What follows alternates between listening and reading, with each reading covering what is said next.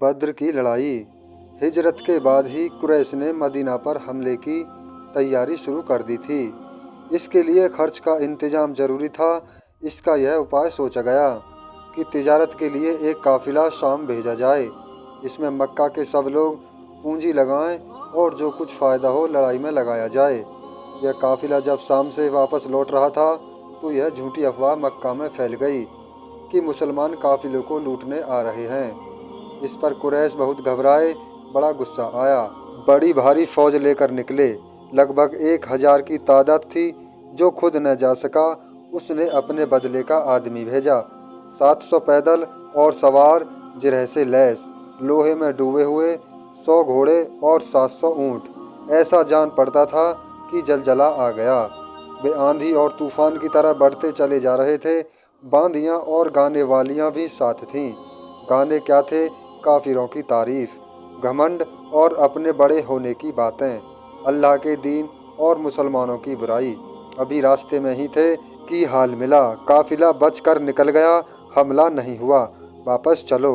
लेकिन अबू जहल पक्का दुष्ट था। वह कहाँ मानने वाला था।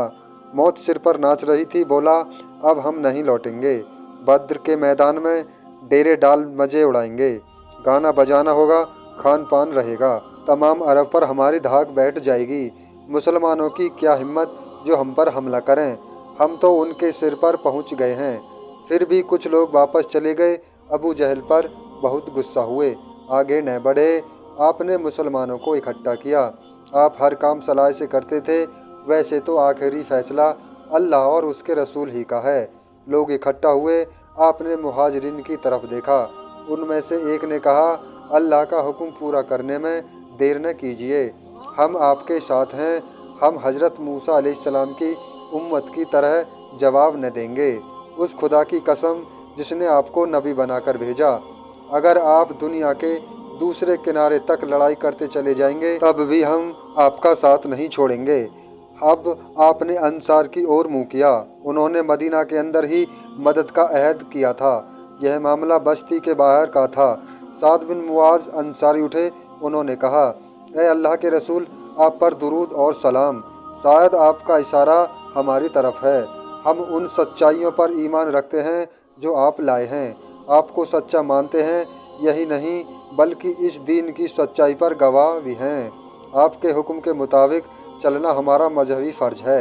आपका जो इरादा हो कर गुजरिए। हम आपके साथ हैं। आप हमें समुद्र में कूदने का भी हुक्म देंगे तो हमें एतराज़ न होगा। हमारा एक आदमी भी पीछे न रहेगा। हम दुश्मन का सामना करने से नहीं घबराते। हम जमकर लड़ने वाले हैं। हमारा वार झूठा नहीं होता। शायद अल्लाह हमारी तरफ से वह काम आपको दिखला दे जिससे आपकी आंखों को ठंडक पहुँचे। अल्लाह की बरकत आपके कदमों में है। कूच करने का इरादा कीजिए। आप यह सुनकर बहुत खुश हुए। फिर कहा, अच्छा चलो। अल्लाह ने मुझसे अहद किया है। काफिरों की तबाही का मंजर अपनी आंखों से देख रहा हूँ। बद्र के मैदान में आखिरी किनारे पर कुरैश की फौज आकर ठहरी। उसने पानी पर कब्जा जमा लिया। मुसलमान जिस हिस्से में थे वहाँ यह हाल था कि रेत में पाँव धंसते थे। चलना मुश्किल था। अल्लाह की मेहरबानी से पानी बरस गया। अब क्या था, पानी ही पानी हो गया। लोगों ने हौज बना लिए। वुज़ू के लिए या पीने के लिए पानी की कमी नहीं रही। ज़मीन सख्त हो गई। आसानी से इधर उधर चल सकते थे। काफिर परेशानी में पड़ गए। चलते तो पैर फिसलते। शुरुआत अच्छी थी, अंजाम खराब हुआ। रात भर काफिरों ने जश्न मनाया, गाने सुने, शराब पी। समझते थे कि हमारे टिड्डी दल के आगे ये मुसलमान क्या टिकेंगे। ताकत के नशे में चूर थे। अपने पैदा करने वाले और मालिक को भूल गए थे। दूसरी ओर अल्लाह का सच्चा पैगंबर अल्लाह के आगे सजदे में पड़ा था। उसे पुकार रहा था, ए जिंदा व कायम खुदा। इसी हाल में सवेरा हो गया। उसने सारी रात अपने मालिक के दरबार में गिड़गिड़ाकर दुआएं मांगकर आंखें काट लीं। सवेरा हुआ। साथियों को नमाज के लिए इकट्ठा किया। नमाज पढ़ी।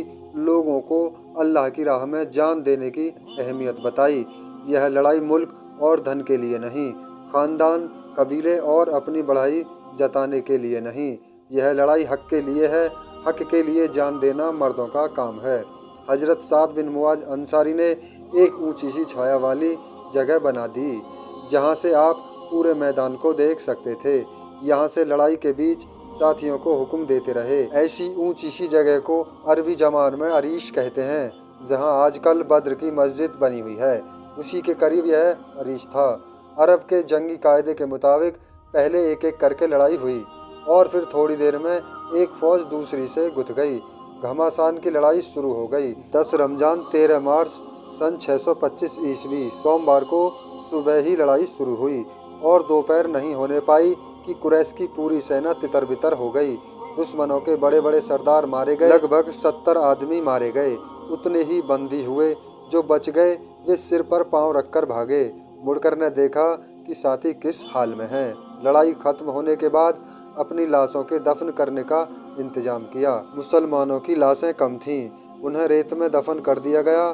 दुश्मन बहुत मारे गए थे, उनकी लाशें एक गड्ढे में दबा दी गईं। लड़ाई में आपका यही कायदा था। मदीने पहुंचकर कैदियों को सब मुसलमानों में बांट दिया गया। आपने हिदायत दी कि इनके साथ अच्छा बर्ताव करना। उस रात सब कैदी इकट्ठे ही थे, अभी बांटे नहीं गए थे।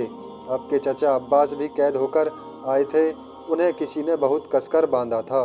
बंधन के दर्द से वे कराह रहे थे। उनकी आवाज़ सुनकर आपको नींद नहीं आई, रात गए तक जागते रहे।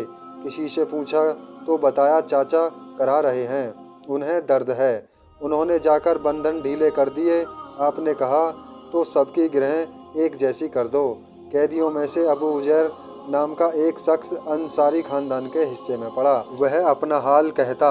उन लोगों को नबी के हुक्म का इतना ध्यान रहता था कि सवेरे का खाना हो या रात का, मुझे रोटी खिलाते और खुद खजूरें खाते। रोटी का छोटा सा टुकड़ा भी मिल जाता तो लेकर मेरे पास दौड़े आते। मैं 1000 इनकार करता, लेकिन वे न मानते। इन कैदियों को बाद में बदले की रकम लेकर छोड़ दिया गया। कुछ लोग यह रकम अदा न कर सके तो उनके लिए यह आसानी दे दी कि 10 मुसलमानों को लिखना सिखा दें तो छोड़ दिए जाएंगे।